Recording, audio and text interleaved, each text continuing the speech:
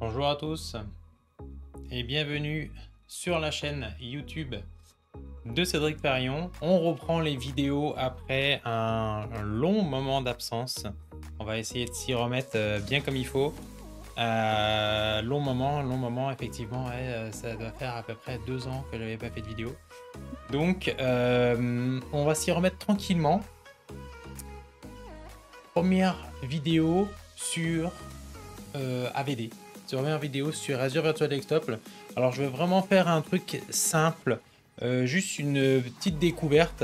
À la limite, on pourra peut-être même faire une petite playlist sur AVD, parce qu'on va essayer de tourner autour de la modern work, hein, autour de AVD, Windows 365, Intune. On peut aussi parler d'identité, sécurité, mais on va rester quand même toujours dans cette sphère-là. Donc, on va partir sur cette première vidéo sur du concret, un petit peu de théorie, et ensuite on part sur du concret. Je vous montre un petit peu qu'est-ce qu'il faut mettre en place, c'est quoi les prérequis, etc. Juste après ça.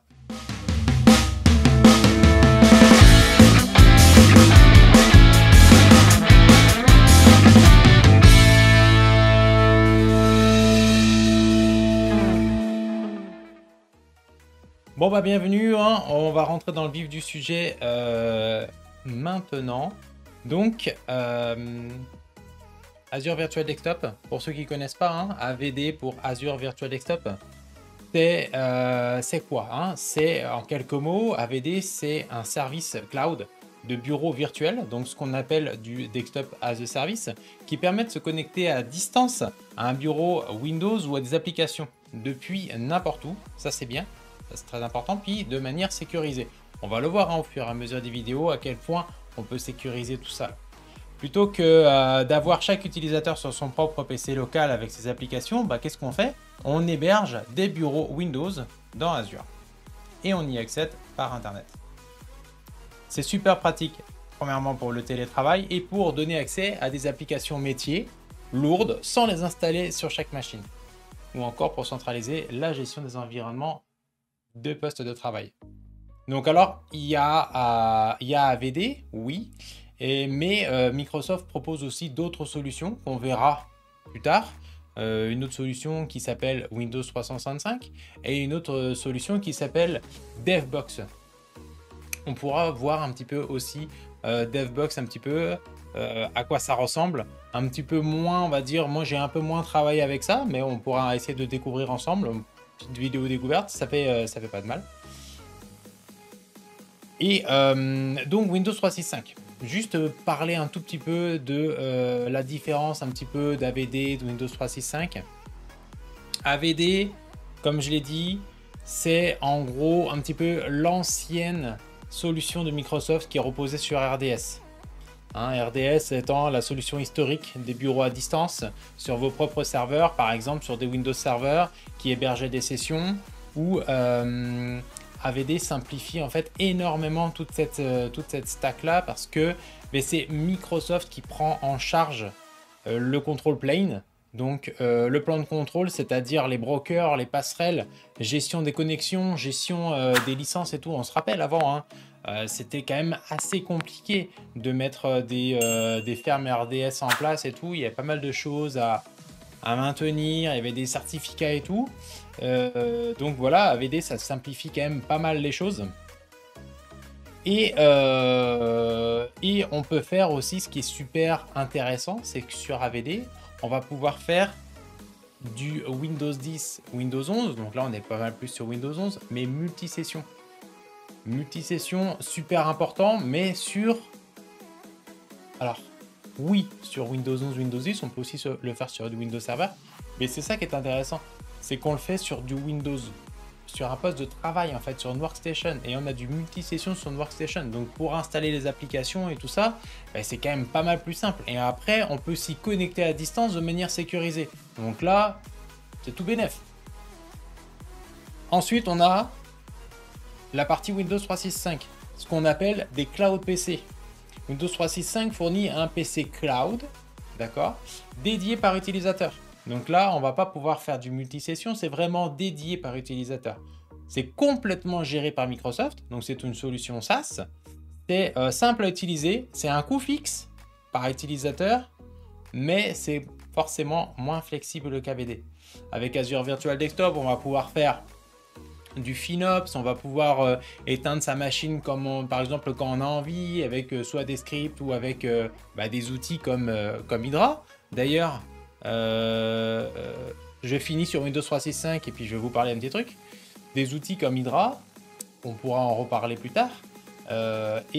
Justement, ça permet de gérer la configuration des machines virtuelles, le nombre d'utilisateurs par VM et tout ça. Et en contrepartie, c'est un petit peu plus technique à mettre en place, un petit peu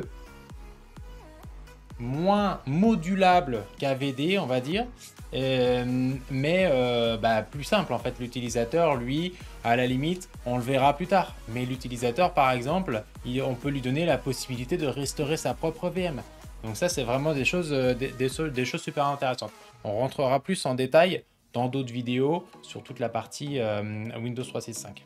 Je voulais faire mon petit speech de tout à l'heure parce que je parlais d'Hydra et on a lancé, donc je peux Hydra parce que j'ai fait un article sur Hydra, mais on a lancé un blog avec donc deux amis, Charles et Gabriel. On a lancé un blog sur Trivium 365. Trivium 365, on s'est appelé comme ça, trois sphères différentes de compétences. Moi, sur la partie Modern Work, Gabriel pas mal plus sur la partie Power Platform et Charles pas mal plus sur la partie adoption M365. Et puis du coup, allez, n'hésitez pas à aller faire un tour sur ce blog parce que comme on voit, on commence à avoir pas mal d'articles assez bien foutus. Dernier article là de Charles là, qui reprend Bruce Lee qui aime bien les arts martiaux. Super bien fait. Donc chacun donne un petit peu son point de vue. On a pas mal de choses à mettre en place là-dessus. On va l'alimenter au fur et à mesure. Là par exemple, moi j'ai fait hier un petit article sur la partie PowerShell Exchange Online. Donc oui, on va parler d'AVD et tout, mais on a aussi des compétences dans d'autres domaines. Si on peut apprendre avec ce qu'on vit chez les clients au jour le jour, voilà. Donc ça, c'était un petit cas client. Donc voilà, tout ça pour dire, allez faire un tour, trivium365.com, allez faire un petit tour, vous verrez, il y a pas mal de choses à voir. Voilà. Donc, ce qu'on va faire, c'est que on va passer sur le portail Azure pour vous montrer un petit peu AVD, on va faire un petit peu le tour. Tac. On va mettre notre super méga mot de passe.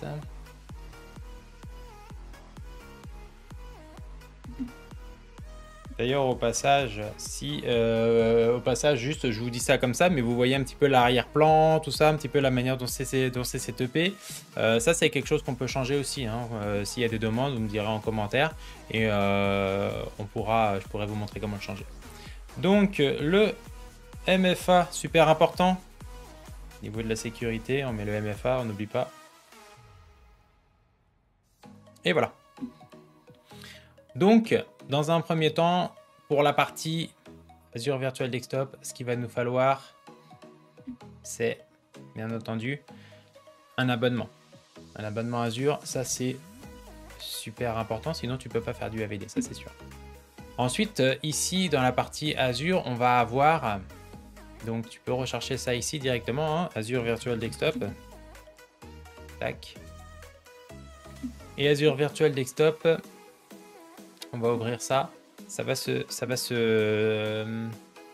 va montrer ça comme ça. Il y a les pools, il va y avoir les pools d'hôtes, les groupes d'applications, les espaces de travail. Pour l'instant, on ne va pas parler des images, on ne va pas parler des applications, des MSIX, Apache, etc., etc., de la mise à l'échelle et tout. Pour l'instant, on va faire simple, comme je l'ai dit tout à l'heure.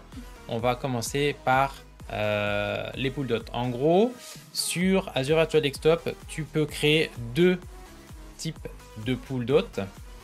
Tu peux créer des pools de type groupé et des pools de type personnel. Donc quand tu vas créer un pool de type groupé, ça veut dire que tu peux faire du multisession sur ta VM. Donc ça veut dire que tu vas avoir plusieurs utilisateurs qui se connectent sur ta VM. Et quand tu fais du personnel, là c'est vraiment la machine, elle est associée à un utilisateur. Donc quand tu crées, on va pas créer le pool parce que j'en ai déjà de créer. Par exemple, je vais prendre celui-ci. Quand tu crées un pool, tu associes donc une machine. Là, dans ce cadre-là, on a une machine qui est associée à notre pool, mais tu peux aussi en associer plusieurs et tu peux avoir différents types de pools. Par exemple, pour la partie auto-scaling, j'ai 2-3 VM dans mon pool. Je dis que dans chacune des VM, ben, je peux avoir que 5 utilisateurs qui se connectent en même temps. S'il y a un 6e qui se connecte, eh bien, je viens basculer l'utilisateur sur la machine numéro 2. Ou alors, carrément, je viens créer la machine numéro 2 pour que l'utilisateur puisse s'y connecter. Et ensuite, bah, quand l'utilisateur il est plus là, il n'y en a plus, ou je redescends à 4, j'ai plus besoin de 2, j'en ai besoin que de 1. Bah, tu peux faire en sorte de supprimer la machine en fait, que tu viens de créer. Donc du coup, tu économises des ressources. Donc là, la partie pool, c'est ça. Et sur la partie pool, à l'intérieur de la partie pool, tu vas avoir ta partie groupe d'applications. Et dans la partie groupe d'applications, tu peux avoir 2 groupes d'applications. Tu peux avoir des applications de type desktop, et donc ici, et tu peux avoir des applications de type remote app. Donc là, la partie desktop, bah, ça va être une application en fait déployée. Tu vas déployer un bureau virtuel directement. Et si tu fais du remote app, en fait, bah, tu vas pouvoir déployer juste une application. Dans ce cadre-là, par exemple, c'était Firefox. On verra ça plus tard. Mais là, c'est vraiment, comme je disais, un tour d'horizon un petit peu d'Azure Virtual Desktop. Très, je veux dire, overview. Ensuite, on va avoir sur la partie pool ce que moi je regarde quand même, je modifie souvent, je modifie les propriétés RDP. Donc là, tu vas avoir les propriétés RDP, par exemple, pour avoir de l'authentification unique avec Entra. Donc ça veut dire quoi? Ça veut dire que bah, ta machine que tu déploies dans Azure, elle peut, oui, se connecter par exemple à un domaine si tu as un domaine contrôleur, soit dans Azure, ou tu as un domaine contrôleur qui serait par exemple chez toi et tu as soit de l'ExpressRoute ou un VPN. Donc là, effectivement, tu vas pouvoir te connecter à ta machine si elle est dans l'AD. Il va falloir la mettre dans l'AD et tout. Ou alors, bah, tu peux faire en fait directement du Entra, Microsoft Entra Join. Donc là, ça veut dire que ta machine, elle va directement intégrer donc dans Microsoft Entra ID. Et tu vas pouvoir justement te connecter sans avoir à passer par toute la partie stack on-prem, etc., etc. Et là, tu peux du coup activer l'authentification unique, le SSO. C'est super intéressant. Ensuite, tu as toute la partie comportement de la session, reconnexion, compression vidéo, etc., etc. Toute la partie redirection aussi que tu viens gérer ici. Donc ça, c'est les configurations en gros des RDP que tu avais avant.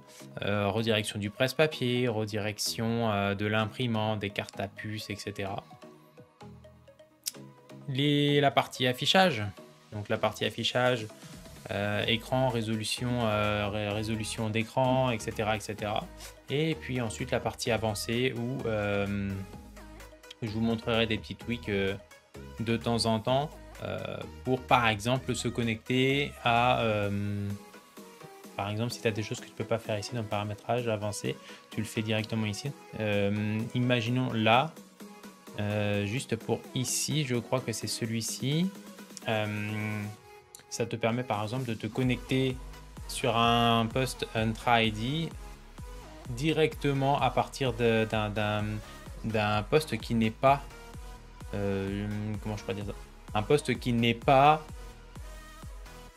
joint dans le tenant, parce que par défaut quand tu veux te connecter à un poste, il faut qu'il soit joint dans le tenant. Il faut que ce soit un poste déjà du tenant qui soit intégré dans le tenant pour pouvoir t'y connecter. Là, par exemple, pour pouvoir faire du SSO sur un poste AVD qui n'est pas dans ton tenant ou à partir d'un poste BYOD, par exemple, bon, bah, tu peux rajouter cette petite truc là.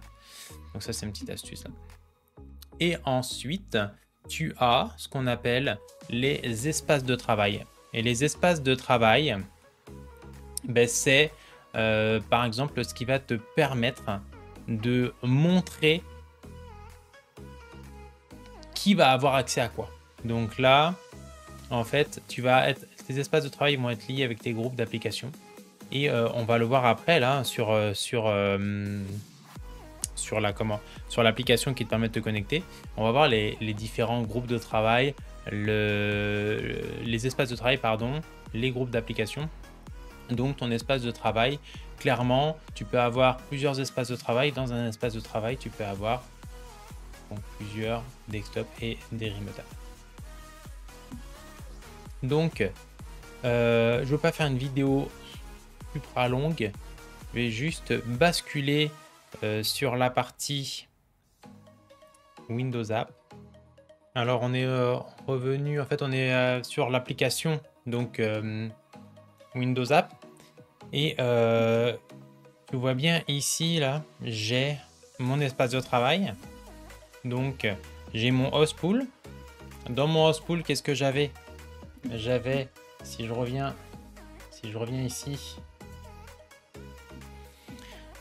ici, dans mon, tu vois bien que dans mon pool, j'avais un groupe d'applications. Dans mon groupe d'applications, j'ai une session desktop qui s'appelle Post Cloud AVD et j'ai une attribution. Donc là, Blake CM365, .me, et on va voir que si je reviens sur l'application, on va voir que eh bien, mon espace de travail, c'est CM365 Workspace, celui qu'on a créé.